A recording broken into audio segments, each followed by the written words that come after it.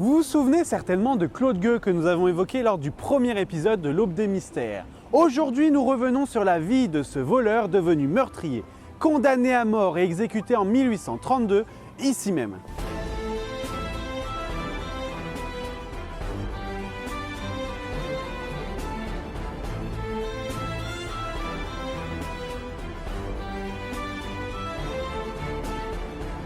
Claude Gueux est né en 1804 à Chassagne-Montrachet en Côte d'Or. Très justement nommé, Claude est un homme de peu qui vit dans la misère. Surtout connu pour son parcours pénitentiaire, on sait en fait assez peu de choses sur lui avant qu'il ne passe les portes de la maison centrale de Clairvaux en 1823. Il y reste 5 ans pour purger une peine pour vol. En prison, Claude, de forte constitution pour son jeune âge, 19 ans, souffrait de la faim.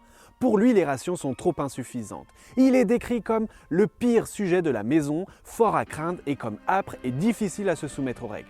Les choses auraient pu en rester là, mais Claude Gueux prend en grippe le gardien-chef de la prison, Pierre-Étienne de la Selle, et tente de l'assassiner au cours d'une rixe en 1828. Cela lui vaut une nouvelle condamnation de plusieurs mois, purgée cette fois à la maison d'arrêt de Troyes, rue Hennequin.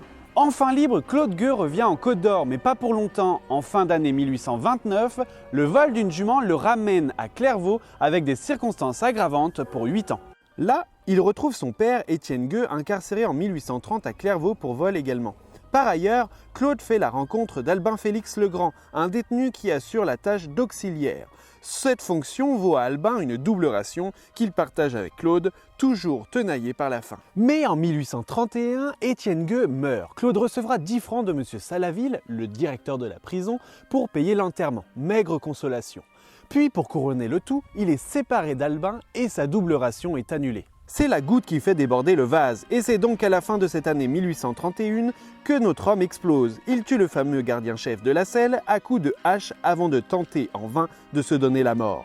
Claude sera soigné pendant plusieurs semaines avant d'être finalement jugé coupable et conduit à la guillotine le 1er juin 1832. Une chose est sûre, c'est que le crime était prémédité et les détenus étaient au courant. Quant aux motivations de Claude, elles varient selon les sources. Souffrait-il vraiment trop de la faim ? Ne supportait-il plus d'être séparé d'Albin ? Ou, comme le prétend le directeur Salaville dans une de ses notices, voulait-il simplement soutenir sa réputation de crâne d'homme redoutable ?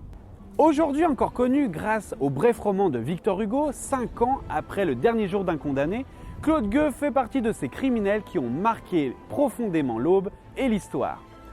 Quant à moi, on se retrouve la semaine prochaine pour un nouvel épisode de l'Aube des Mystères.